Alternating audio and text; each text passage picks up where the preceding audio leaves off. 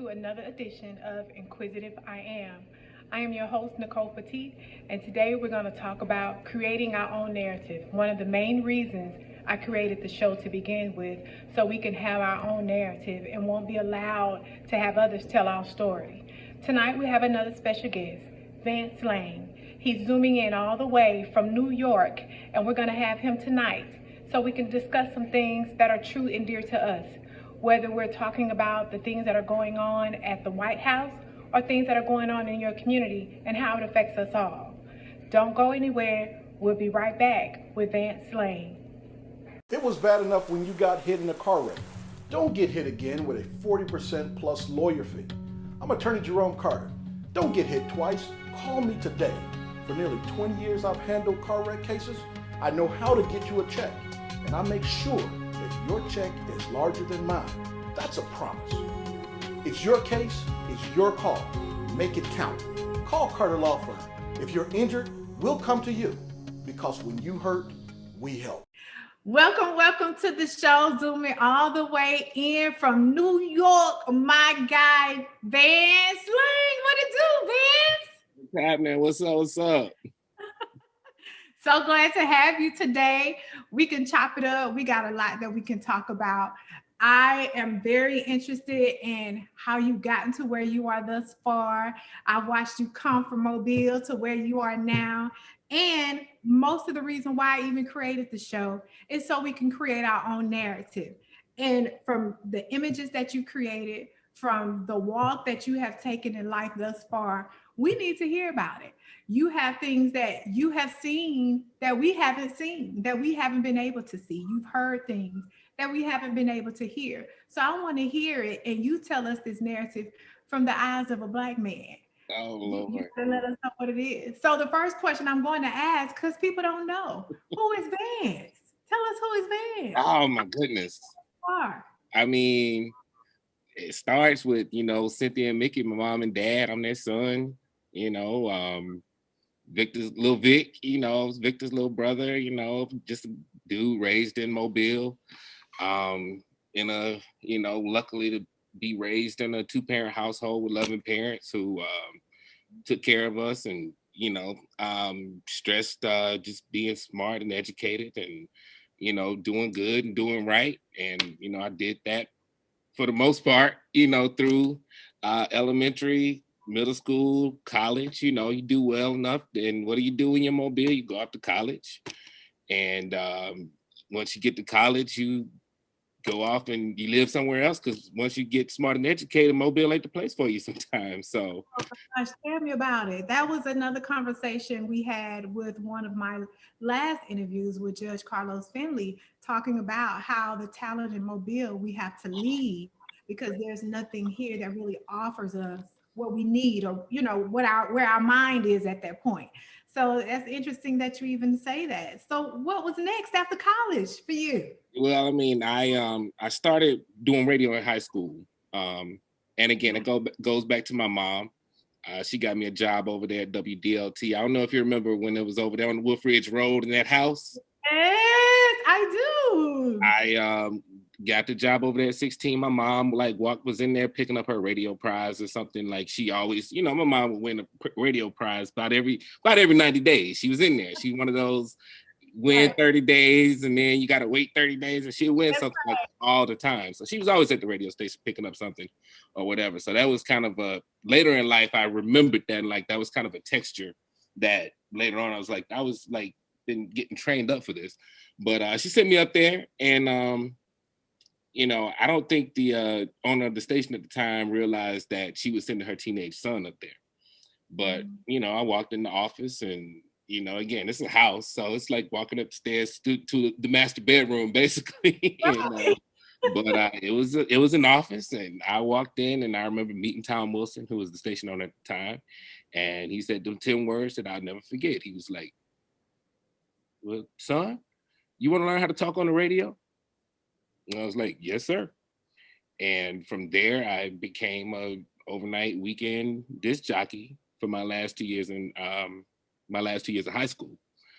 when I went off to college, though, I was supposed to be a music major. I was in the marching band and I was playing the drums at church and all that good stuff. So people, it's like, oh, you got to go into music and you're going to be a music band director. And, I was like, all right, cool. I went to Alabama. Most of I was one of the 350 outstanding men and women of the University of Alabama $1 Million Band. That's how they say it. Jazz ensemble, all this good stuff. And then start of the second year, when you get into the practicals and they put you in front of a classroom, I was like, yeah, you know what, this is not gonna be my thing.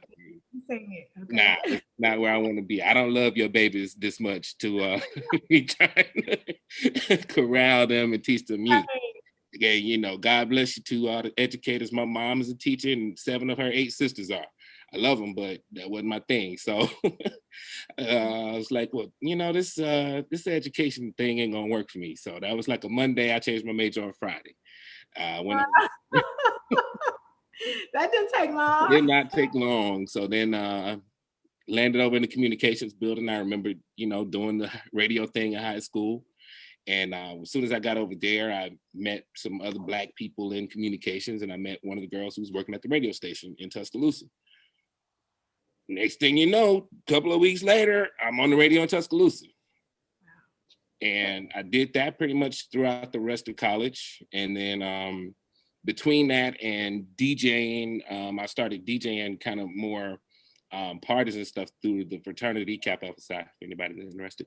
I started DJing for the fraternity because we'd have a party, we'd have a weekend and have 2 or 3 parties, and then Monday we'd be going over the budget, and they'd be like, yeah, we spent this much on liquor, we spent this much on this, we spent this much on the DJ, we spent this much on, hey, wait a minute.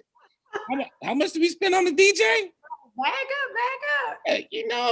I could take about half of that and give you the same songs, So I was getting into like music and DJing, and I was trying to get into production too. So I took a little detour after school and went to Nashville to work in the recording studio, and that was cool, But like a lot of people in the music game, it didn't quite work out for me. So found myself back in Mobile, trying to refresh and rebuild. And Channel 15 had an ad in the paper. That's when you could still get a job from the one ads in the paper. Yeah. But Channel 15 had a job in the paper for a mass control operator. Wasn't quite sure what that was at the time, but I needed a job. I was, broken out of college. So I went and applied. And now I say this just kind of as an aside. There was a lady working there at the time who remembered me from the radio station in high school. So she was part of the reason, like telling the person who was doing the hiring, you know what, I don't even know why he's here, but you should hire him, because I remember when he was a teenager working at the radio station, he was doing grown man shit. So wow, whatever, right. So it's always been somebody kind of opening that door for me, or like something that I've done in the past has had an impression on somebody to where it's something, another level that I'm trying to get to. They're there to kind of be like, oh yeah, he's legit. So so that's how I got that job. And then once, I got in and, kind of picked up what was going on. Again, I'd gone to school for this stuff. So once I learned what was going on, I started looking around for other jobs. And then that's how I ended up in Charlotte. And I was there for, I think, almost 5 years the first time. And then over the next course of like 10 years, I was back and forth between Mobile and Charlotte. And each time, it was because one place or the other reached out to me. And so that was just kind of it seemed weird to people, but it's just like, well, oh, y'all want me back? Oh, you gonna give me a little more money? Okay, I'll come and, do this thing you want me to do. Oh, Charlotte, you need to do that? You want me to come back? Okay, I'll come back. And then the same thing with going back to Mobile, where it's like, okay, it was a position that I wanted. I was going to be a full director. I was going to be doing the football games and that kind of stuff. So it's like, you know what? I want to go home because I want to learn how to do that better. And so, boom, I'm back in Mobile. And I did that for about 5 years, from like 2010 to 2015. I was the, lead director for the UTV 44 high school football game of the week, which was a good experience in of itself. You get to see these kids, go from freshmen in high school to seniors, and you see them go off to college. There's still a few I see on Sundays playing football, the TJ Yeldons and, you know, the DJ Flukers of the world and that kind of stuff. So I was doing that. And then in 2015, my good friend, I don't know if y'all remember Jerome Ford that was working at BLX a few years back, but Rummy Rome, he called me up one day and he let me know that he was leaving. He was the production director. And he was like, I'm leaving my job. I got a job in Charlotte. I put in my notice and I told the station director that she needs to hire you. You know, okay. You know, I had been out of radio for years by this time, over 10 years. But he and I had a conversation about, you know, me maybe trying to get back in the radio or something. And that was a year before that. So just out of the blue, he was like, hey, man, I told her she should hire you. And that's how I ended up back at, you know, WDLT/BLX and all the other Cumulus stations. And that was like the summer of 2015. In the fall of 2016, we would say she was my high school sweetheart. We didn't actually date in high school, but this woman that I know from high school up until then. So more to the story than that. But we decided we were gonna try to be together again after all these years. You know, we didn't have no baggage of marriage, no baggage of kids. And it was like, all right, like the song say, we ain't getting no younger, so we might as well do this, you know. But she wasn't coming back to Mobile. And she was already here in New York. So brother had to make a decision. That's right. And brother was like, and again, I worked in media all my life. New York is the #1 media market. There are 1 million people in New York City trying to get a job in New York City. But I'm gonna shoot my shot. So early 2016, I moved here. And again, now the first job I got, it wasn't the greatest job, but it was a job in TV. Didn't pay a lot. It was way out of New York City. This was not New York City. This is not New York City TV. This is like out in the county, and you did like regional newscasts for other parts of the city. So I was doing that for almost 2 years. And again, it was not a lot of pay. And again, for living in New York City and having to drive to where it was, I was paying a toll going both ways and all this. So it was just this thing where it's like, man, I could go to FedEx or the post office right now and make XYZ while I'm trying to hold on to this dream. But I also know that if I give up and I leave TV, then I will probably never come back. I would never be able to get back in. So I was just holding on and holding out, still putting out a lot of resumes. And then lo and behold, one day out of the blue, I got a call from CBS News. And a few interviews and a few months later, here I am. You are. You know, working in a broadcast, you know, international broadcast facility. And even that was helped along by somebody that I was working with at the other place that I was not crazy about. So when after my third interview, I had finally told one of my coworkers that I was looking for this other job, because I hadn't not told anybody. I don't know these people anyway, so you ain't getting in my business. You know, I just met all y'all anyway. But I finally told my weekend anchor, it was a Black lady, and I was like, you know, Vanessa, I've been trying to get out of here. And like, I've been interviewing with CBS News. And she was like, really? My good friend Rick works over there. Rick was the guy I've been interviewing with. So I'm having lunch with him next week. Really? Great. So, you know, I don't know what that lunch conversation entailed or whatnot, but I did get the job, you know, and I'm sure that had something to do with it. Again, having someone, you know, and then after I got the job also, you know, really realizing what, you know, how rare it is to get one of these jobs, and, you know, how it is really a very close-knit community. And, you know, yes, I was lucky. Now there's a whole different backstory to that. Both of the people that hired me were Black. They were in position because of some management changes. And again, we're at CBS, so if you know, it's like some of the history, the Charlie Rose thing happened here and those kind of things. So there was a lot of shakeups that happened after that, and that was one of them. that put those two black people in a position to find my black ass to hire me. Hey, work. You know, so that's pretty much that's how I got here. I don't know. Was that too much? Let me That's tell you what makes that story so beautiful is because you enlightening us in your path, you allow everyone to know you pretty much, you never know who's watching. And in your endeavors of being the man that you are, as far as your work ethics and all of that, people were watching you and allowed you to assist you into moving forward and where you are today. And that's just this young black man straight out of Mobile, Alabama. You probably never saw yourself where you are now. And most of it is due to you doing what you needed to do and doing it right, and didn't burn any bridges, and people were watching out for you. And this is the reward for that. Of course, your work is what actually put you there. You yeah. did what you needed to do, because you could have been a horrible employee back in the day. Because you weren't, it allowed you these endeavors. And hey man, I think it's a beautiful thing. It allows my students also and other people to know, black men and women, to know that they can do this. It's intimidating to be in the position that you're in, especially coming from small towns. They're not familiar with this, so when they see you doing this, it helps them.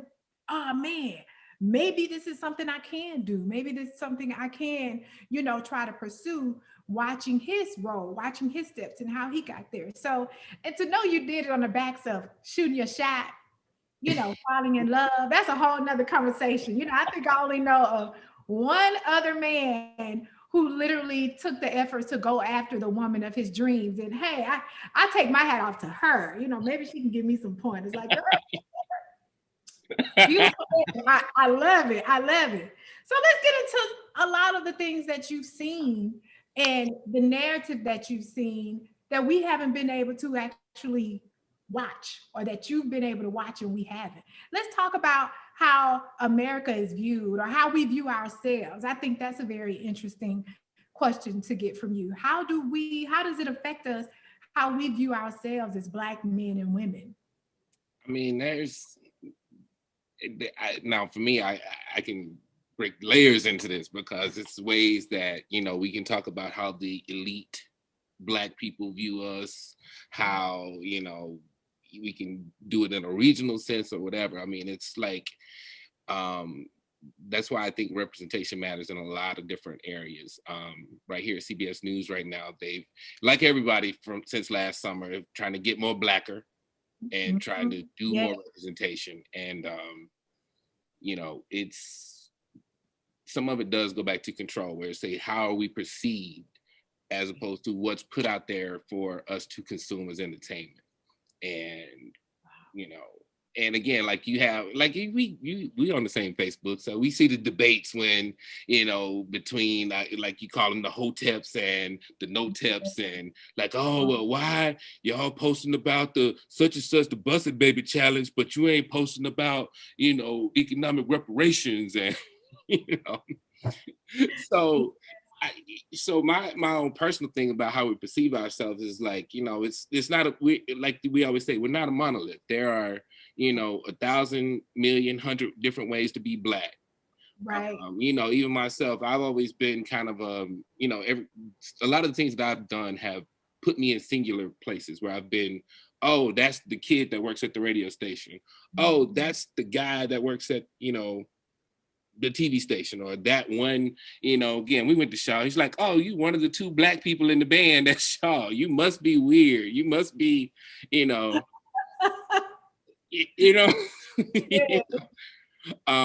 So that's like,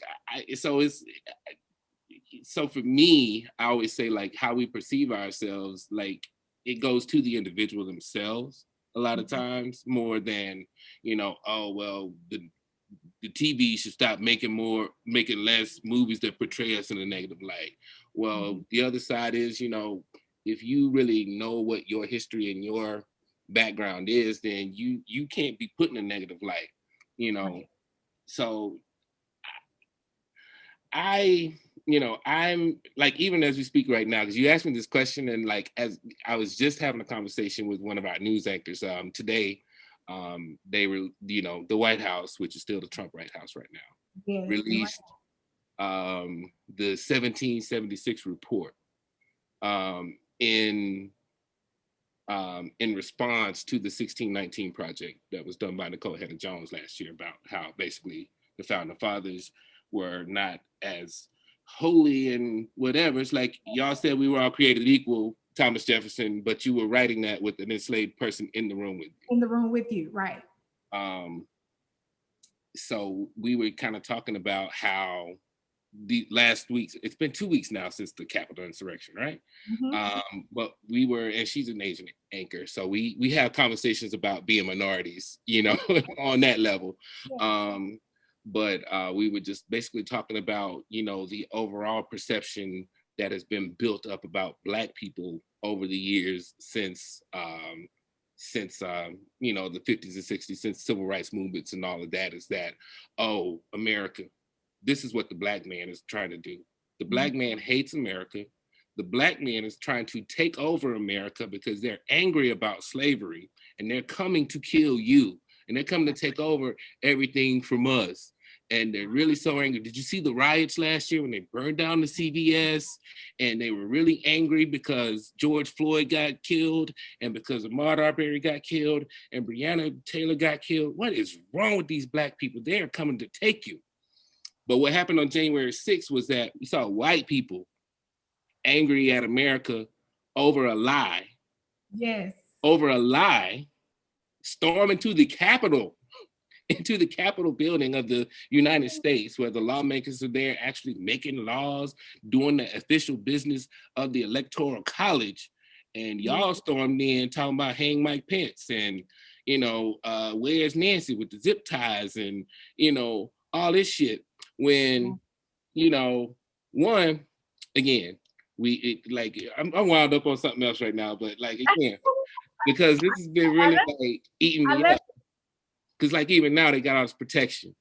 The day before they should have had more protection. They said, "Oh, we didn't know it was coming." Oh, now they're like, "Oh, we knew it was coming, but we just didn't want the look of the National Guard standing by the Capitol." But they did it for the Black people. So it's like, come on now. I mean, it just proves that it's two different justices or one justice, lack thereof, right, to put those words. So it's crazy. First that you are able to have these conversations. I think we need to have more conversations with people of different races so they can actually know what's going on when they have conversations with Black people, because a lot of them don't know. I had to realize that a lot of people who are not of my race, they don't know. They're really just ignorant to that. And I had to learn that, because at first I didn't even want to give that kind of credit to that narrative that, oh, they just don't know. No, but okay, I'm being a little bit more forgiving of that. But knowing that a little bit, you're watching a little bit, yes, a little bit, that you're watching this from a different lens and you're able to see, for instance, talking about all the things that are going on at the White House based on the things that are going on in our community, and how one race will be upset about one thing, and then how we can be upset about real issues about starvation or injustices with death, and that's not a big deal, but this is a big deal because you're pretty much being spoiled, about something that you can't have. It's amazing how we can see those things, and one side don't see the wrong, and then the other side is like, well, they should have resisted, and I'm like, huh? Like, I don't understand what can be going on with you mentally for you to see the same thing I'm seeing and still have a total different perspective when it comes to justice or something that is just a lack thereof. So that's interesting. And then when you talk about how America sees America as a whole, based on, like you said, what they taught other people coming in. Well, this is what the Blacks are doing. They don't like you. They're angry, maybe rightfully so, but they're portraying this. They're portraying this image that, and it goes back to me even speaking of the strong Black woman image. I hate that stigma because it's something that was put on us. And the stigma that's attached to the Black men, that y'all are belligerent or that y'all just can't work or don't work. And That's a narrative that's being put on us that we didn't attach to ourselves. What do you say about that? Or how can we get away from that? I mean, part of it is just, you know, and I say this as my own personal thing, is just being and being true to yourself in your environments.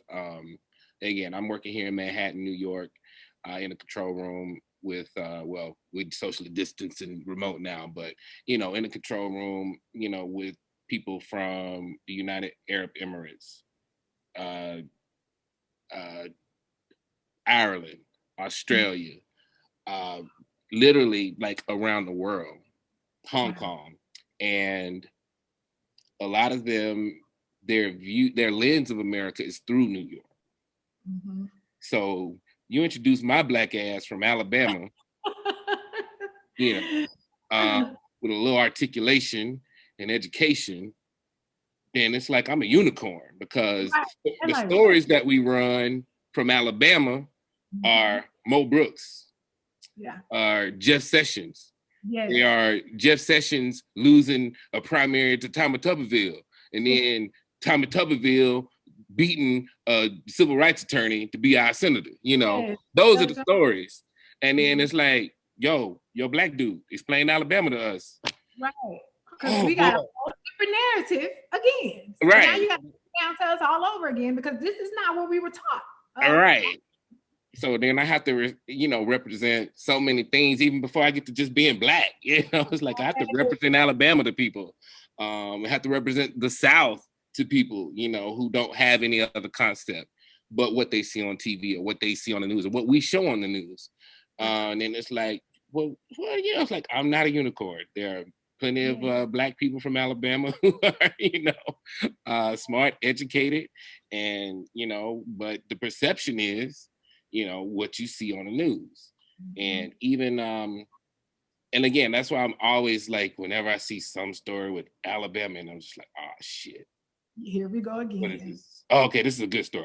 This is about the Clotilda. Okay, this is cool. This is cool. You know, like, you know, and like even in like some of those stories, like I don't like claim that brought any prominence to that story because they were covering this way beforehand. But I did definitely send Gail King an email or two when I first got here, like, yo, we need to dig into this story a little bit more, not just into them finding the ship, but also to the people who are still on that land, who are the Yeah. descendants, who are also the victims of the poisoning of that land, air, and water over the years Yeah. that has caused these Yes. cancer clusters and whatnot. And the people that still own that land, that own that boat, still That's get money from them folks. And you know, like They ain't ready. They ain't ready for that conversation. they That's ain't too ready much. for all of that. They So ain't ready for all of that. that's kind of how I have to, that's how I do it within myself. And then, you know, a lot of people who find themselves sometimes being the only black person, you know, that's kind of your responsibility. It sucks sometimes, but you know, that's what you have to do. Now me, I'm the black person in the room in here. So I like whenever it's something real black going on, I let it be known, you know, Yeah. Come to you like, hey, what's up? What's or going on? you know, How or if we do I'm this? right, or if I'm directing a segment. And again, I will say CBS News is, you know, we do have a lot of black people behind the scenes. And even like recently on the air, they've been putting more black people on the air. They just named 2 black weekend anchors. Our morning show, CBS This Morning, they just named a new executive producer named Shauna. The director for that show is named Shantae.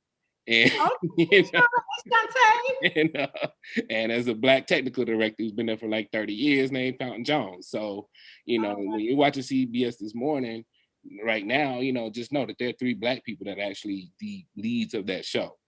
Um, and in that sense, now I say that we got 2 black director and producer named Shantae and Shauna, but we still got to produce a show for all of America.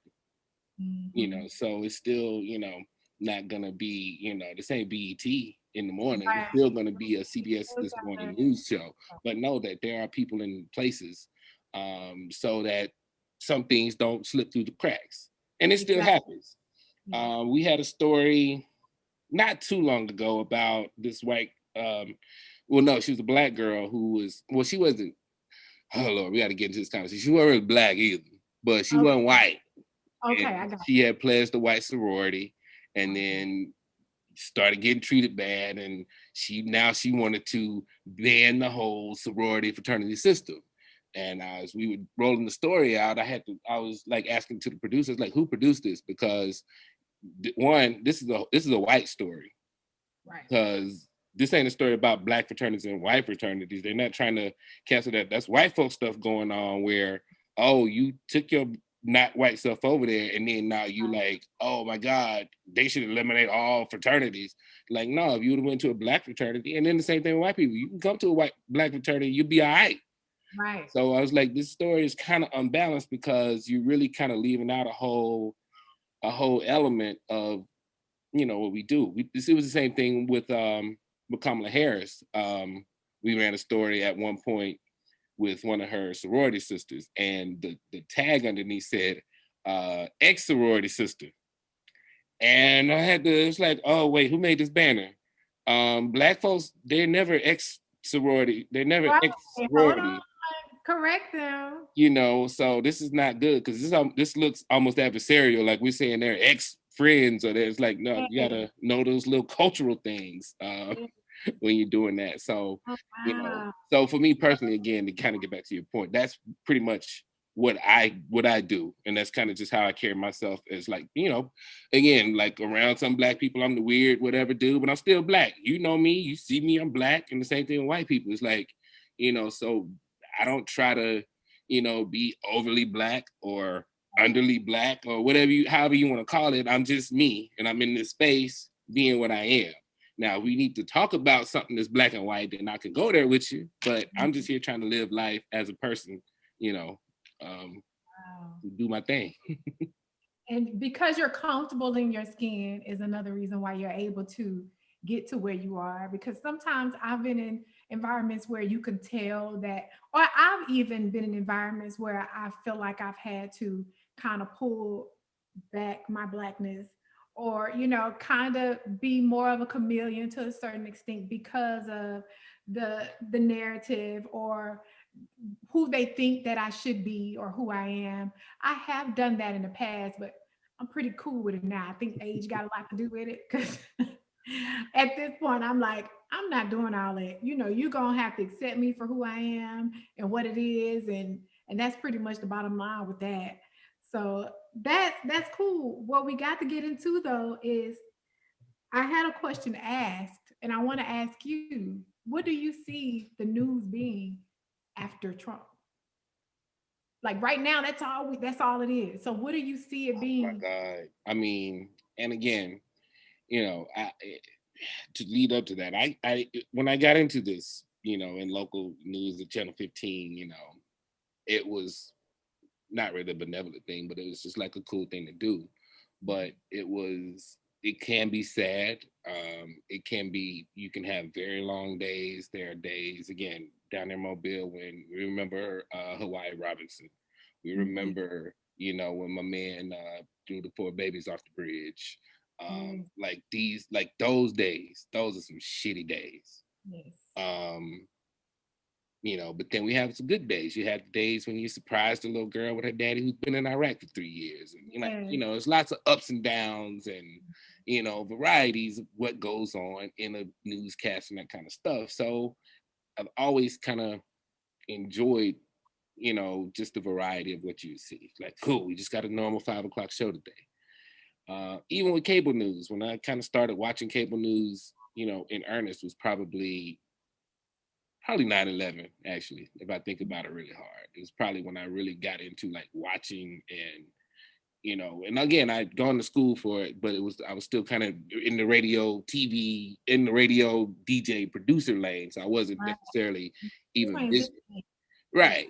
But that's when I really kind of got into it, yeah, into like watching the news and whatnot. And then when I started working in it, it was more of a thing of like, I was always still trying to find my way to make whatever I'm doing creative. I mean, a newscast is still just a newscast. The anchor's telling stories and whatnot. You can do a few little tricks and make things look cool, but at the end of the day, it's really, it is what it is. It's the news. yeah. Um, once you know, once Trump got into the race, I noticed there was an immediate shift of attention to politics, more so than even during the Obama era. Um, which I think is still all related because a lot of it was still like so much, whichever word you want to use, whether it's backlash, reaction, or whatever to Obama. Trump was a backlash and a reaction to Obama. Yeah. The coverage of how we covered, the president was sort of a backlash to Obama because we had to cover this new president now in, and again, he presented the challenge of how do you cover him or how do you not cover him? And it became obvious very soon to a lot of people, way up above, this level of where I am, where I'm directing newscasts. It came very clear to a lot of people that Donald Trump was good for business.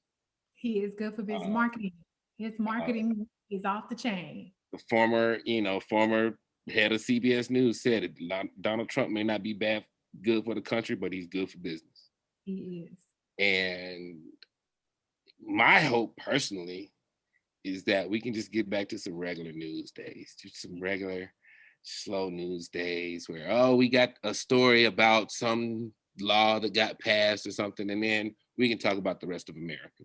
Yes. Because, we're part of the problem sometimes, like, we can get into media base, but like we have been inundated with Donald Trump, whether the good or the bad.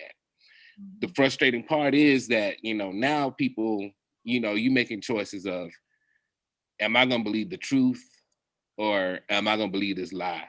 Yes, that has been indoctrinated now. It's like you have to decide what news you want to believe or what part of the news you want to believe because of what's been created. That's crazy. Like you can't even believe the news anymore. Sometimes, at least now, because of And what's I going on. mean, and I sympathize because it is hard, particularly with social media and so many choices on television of just what to watch, period, that it's hard to really parse out what is that true, credible news source, and again, I work for CBS News. I'm pretty confident in saying that 95%, 90, even more than that, of the things that we do are accurate.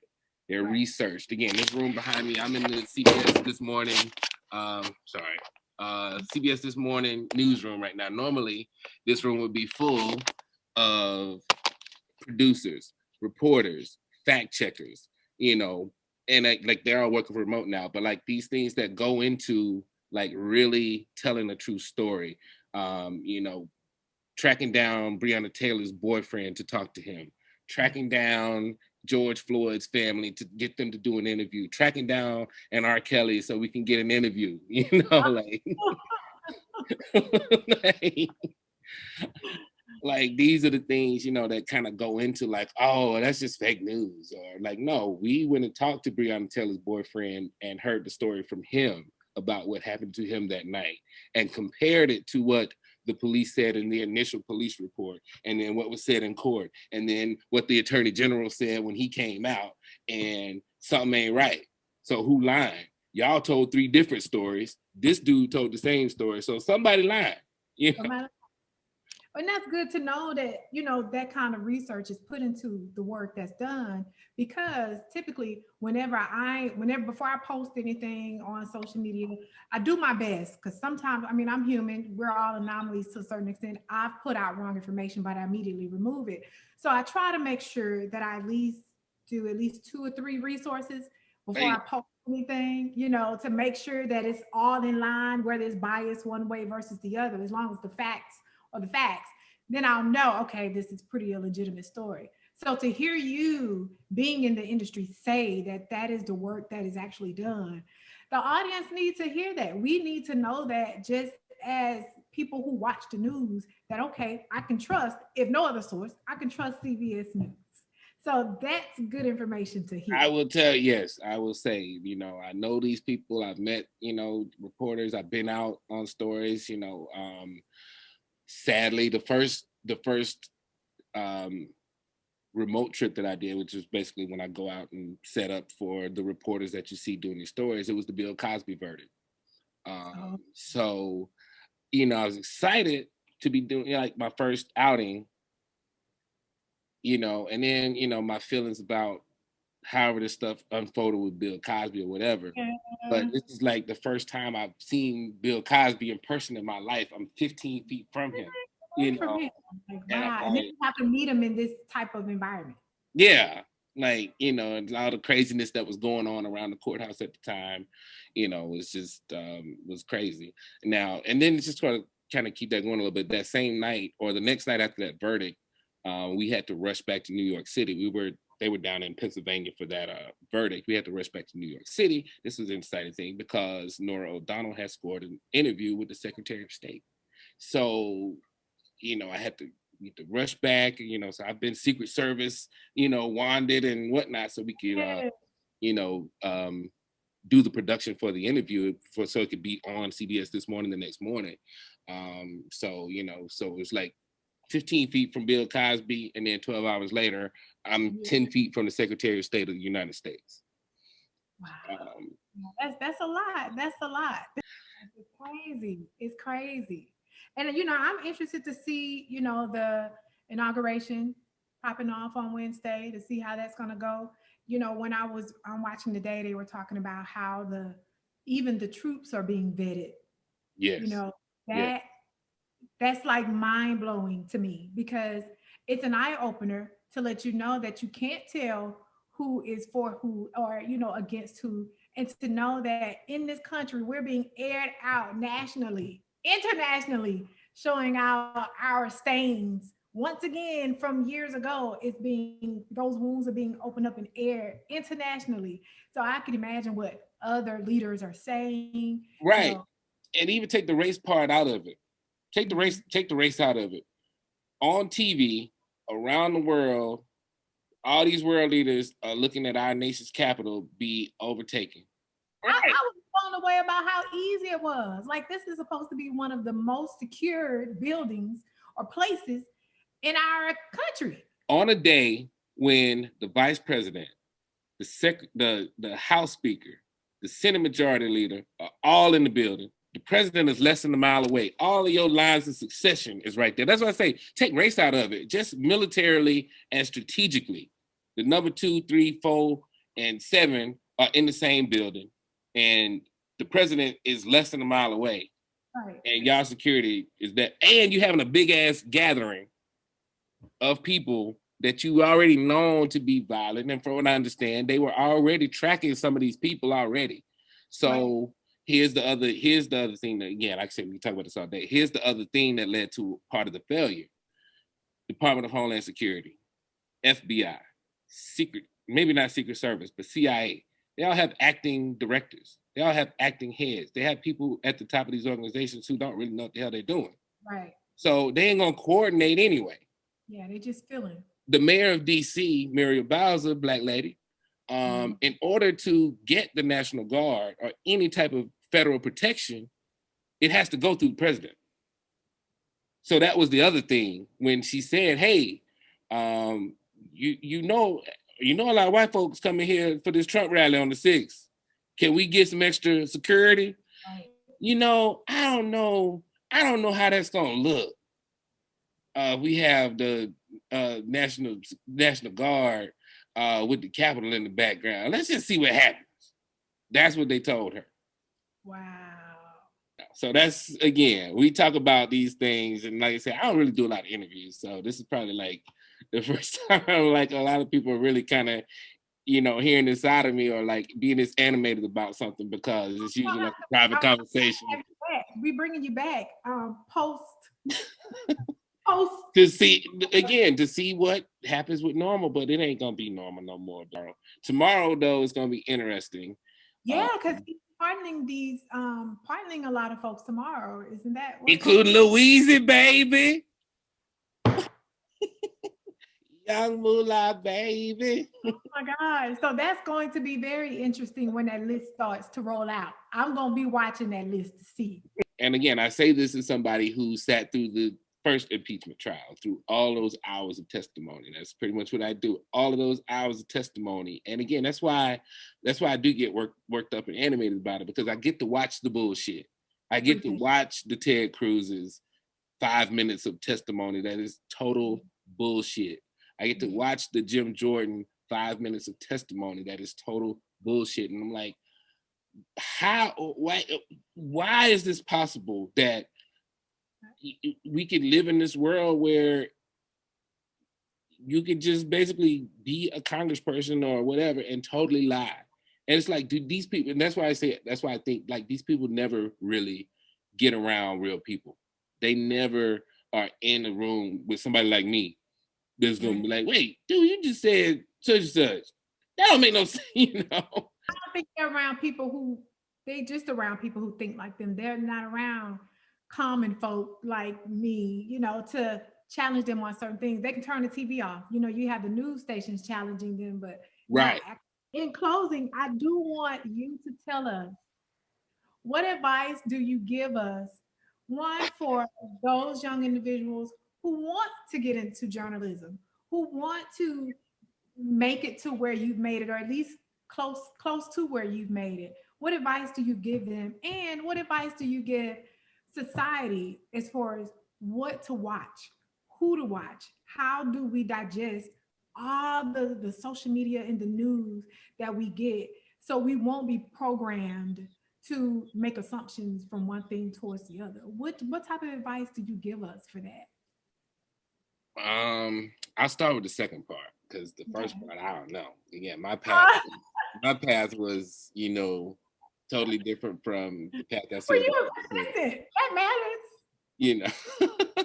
But as a whole, and I say this as, somebody who's, again, I work in the media, so I've cultivated what I call my palette of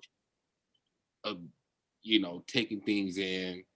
And again, I say all this, I'm no like psychologist, anthropologist, or anything, but I just live my life and I'm present for it. And, I try to study people's, and, in their relations, as they are, and try to just take those things from them. So, my cultivation of how I digest media, I do dabble into some right wing stuff. I used to listen to like the Rush Limbaughs and the Glenn Becks a little bit. Again, also to understand what the people on the other side are getting.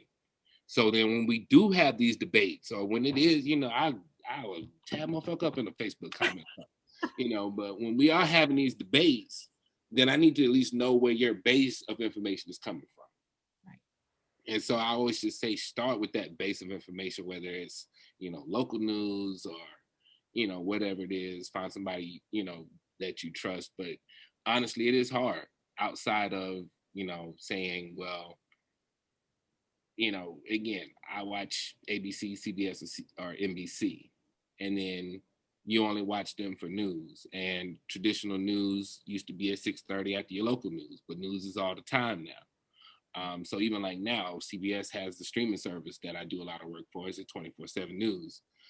Once you get outside really of the networks, you have to really know the difference between the Washington Post and the Washington Times, the New York Post and the New York Times, or different online places that you want to go for whatever your information is. Me personally, I go to the Root. I go to the Griot, Essence, I do you know. too. So like, and I say those like off the top of my head, those are like in my feed, and they keep stories that are relevant. While we over here talking about what y'all doing, y'all need to be over there fixing your racism problem, because we can't do it. We can't do it. It's going to take the allies to get the rest of the white people on board. Black people are not going to convince the rest of the race or the rest of the population, or the same with any other minority, but we're not going to convince the majority to accept us. It's got to be some of you in the majority that get your people in line, the same way we sometimes got to get some of our people in line. Right. But we still got whole different motivations. And when you talk about, when I say putting our people in line, because people like to throw, well, what about Chicago? Or what about do we really want to talk about why Chicago exists in the way it is that you want to use it that way? Like, do we want to add that conversation? Even people, again, trying to deflect everything from January 6th to, well, what about Black this? What about last summer? What about like, well, if you really want to talk about the issues that lead to all the murders in Chicago, then let's talk about it. If you want to talk about the issues that led to all the uprisings last summer, then let's talk about it honestly. The same way we're gonna talk about January 6th honestly.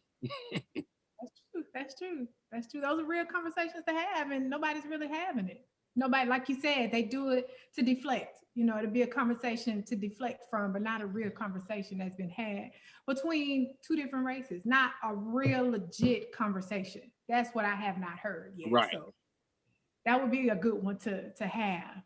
But you gotta give me something with the first question as far I as mean, like but I will say that if you do want to, if you're young and you're trying to get into journalism or into media or anything like that, then definitely a good place to start is an NABJ chapter, and to be around people who are in the business and can start creating that network. Again, I was lucky that I had already started building a network, but I would definitely say get into some type of organization that's focused on journalism, and again, the kids now, it's a thin line between being a storyteller and a journalist.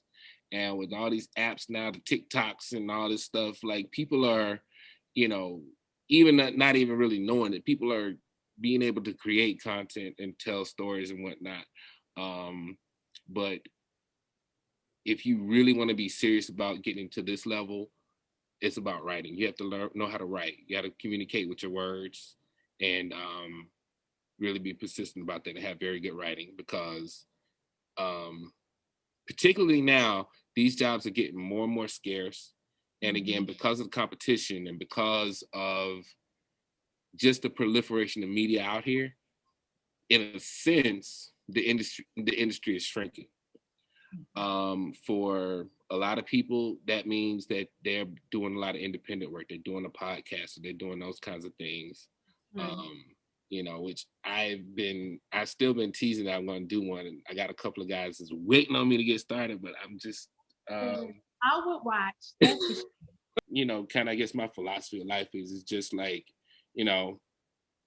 enjoy it. One, find something that makes you happy, find out what you want to do. And I also realized saying that, that to even just be able to say that, though, is still a blessing for me, because people do have challenges of, whatever it is, whether it's financial, situational, and whatnot. So it's like, when you say like, I don't know how to tell other people how to live their life, it's the other answer though too, because I say this as someone who has not necessarily had all the challenges that other people have. Again, I've lived a blessed life, and like sitting here saying it sounds almost arrogant, but It's not. I mean, you're recognizing that. So many of us don't even recognize that.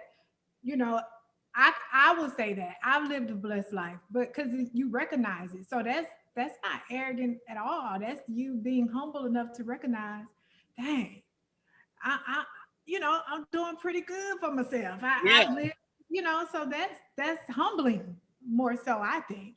And that's kind of how I approach that. Live your life. Live your best life. Be your best self.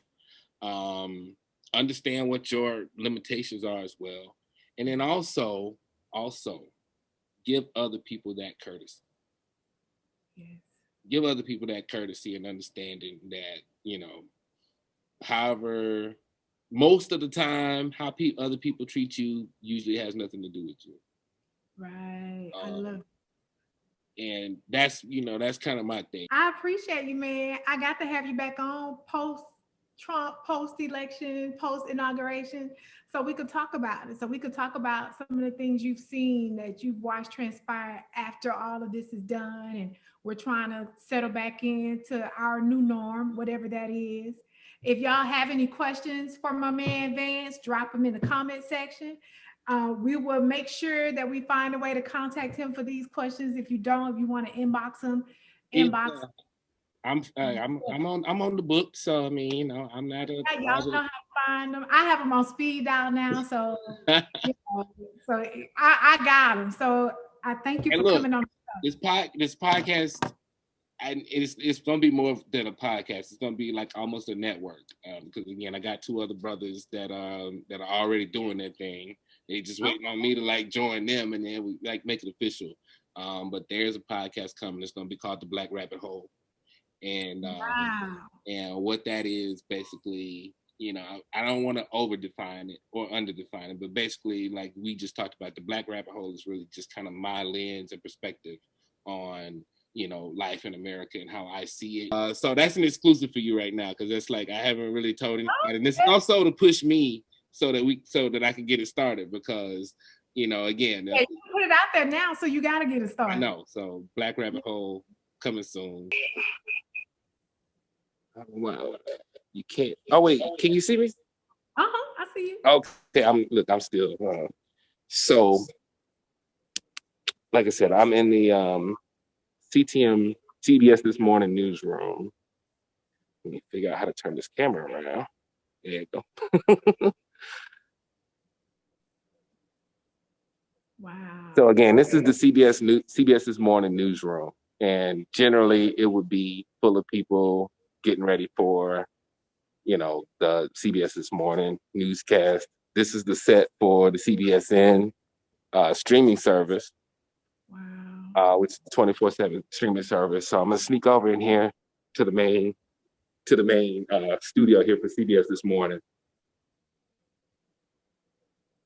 So here we are, where in the morning you'll see Gayle King sitting right there, Tony DeCopel, you see Anthony Mason sitting there, all our walls, as we call them, the magic wall, the OG wall, the control room wall. That's the green room area right there, where I almost got fired trying to see Oprah.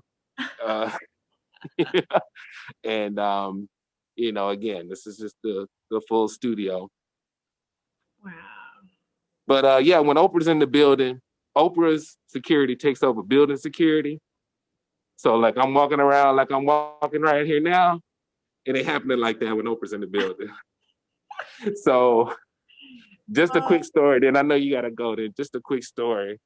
Actually, I'm gonna stop this and get back on my. Thank you so much for tuning in with us tonight, Vance. You're so welcome. Thank you, everybody, for watching. We'll see you next time. Holla at me. Peace.